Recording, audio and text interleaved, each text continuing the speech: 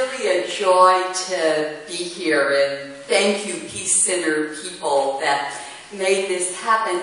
I want to do just a little bit of history of the Charter for Compassion. Karen Armstrong is such a fine writer on religions of the world. And before 2009, she had people all over the world making suggestions. How do we better live the Golden Rule? On November 10th, 2009, the Charter was inaugurated, and there are people here tonight who were at, stand up, who were at Incarnate Word as we inaugurated the Charter for Compassion. Barbie Gorlick of the Jewish tradition, Narcisse, Omar. It was wonderful that we were together for that. And I've been trying to start my religion classes since then with the Charter for Compassion, thinking that that might be a way that students could comprehend roots of religion. And it seems to be a good way. There is a little group of Pax Christi San Antonio. Pax Christi people, please stand up. Pax Christi people.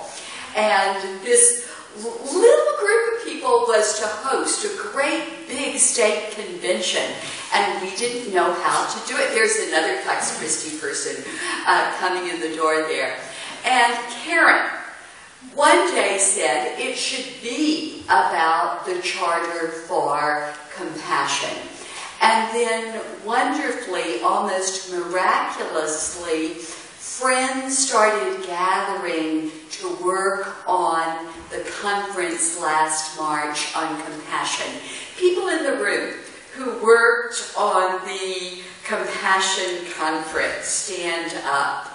Iman Mohammed, Sarwat Hussein, Mehmet, you spoke at the Compassion Conference, the Sister Patrice back there, Narcisse, who organized what I think, I may be wrong, but I think it was the first time that Muslims of so many different countries, so many different nationalities got together.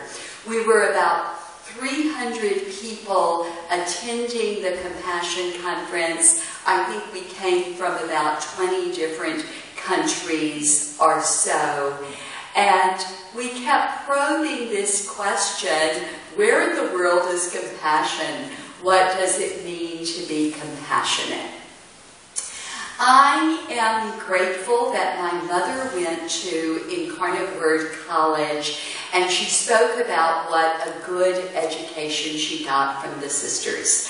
I barely knew the sisters, except Sister Elizabeth Ripschlager, please stand up and wave, from our little city of Cuero, who had become a Sister of Charity of the Incarnate Word.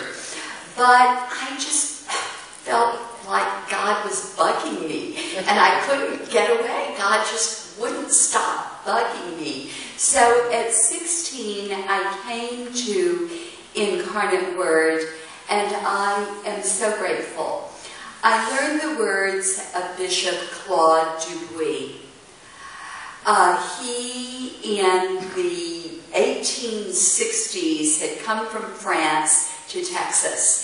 And he saw great needs in Texas. He saw poverty and cholera and yellow fever and orphans and spiritual needs. And Bishop Dubuis said, our Lord Jesus Christ, suffering, seeks relief at your hands.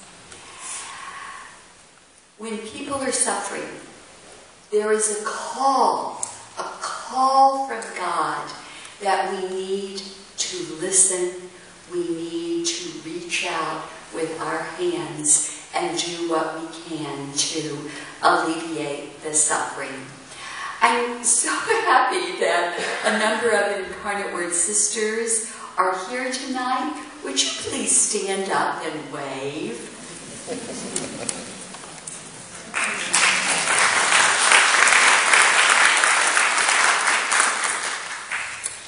when I was contacted by the Peace Center that they wanted to focus on compassion this year and wanted to focus on the Sisters of Charity of the Incarnate Word, it made me realize how much we are part of the story of San Antonio, and I am so grateful. There was no hospital here. The first three sisters came in 1869 to start a hospital to care for the sick. There were orphaned children. The sisters struggled to take care of them. Eventually, St. John's Orphanage was built. And many of you this past October may have heard that we were celebrating the 100th anniversary of the fire at St. Joseph's Orphanage. There were about 100 little boys in an orphanage on Commerce Street. In the middle of the night, a terrible fire broke out.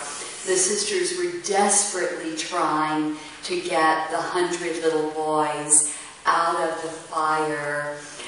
They kept searching and searching for them. 5 sisters burned to death. One sister jumped out of a window, Sister Mary Koska. She broke her back and was bedridden all her life. And when I entered the convent, I knew her for a number of years. This happy, kind, loving person who had been in bed since she was young. But they were trying to get the children out. Well, of the 100 little boys, only 3 burned in the fire. Maybe we're not called to get children out of a burning building, but we are called to listen compassionately to the needs around us and to think each day, how can we respond? Maybe it's as simple as giving someone a smile. Maybe it's as wonderful as the work that goes on at Haven for Hope. Maybe it is as fine as the prison ministry that our 2 imams have done so devotedly.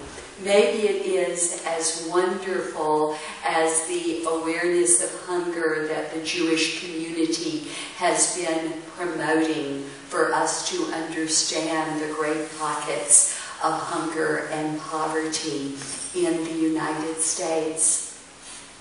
We are united, and let us be even more united in spreading compassion, in making compassion something central in the city of San Antonio.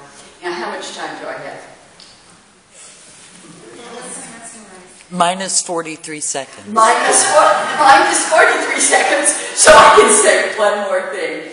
The pictures that you are seeing are my friends in Iraq. The last 3 summers, I have had opportunities to do research on peace building through education and charitable work in Iraq, which was started by Turkish Muslims. A few of my Turkish Muslim friends are on the back row there, and it has been profoundly touching to see how these people would go into areas of violence, into areas of poverty, and say, we have to give the children a chance. We have to give the children hope. We have to help them move beyond the cycles of revenge and vengeance. And so these are some images from a visual exhibit that's up at Northwest Vista College right now. Then it will be up at St. Mary's University.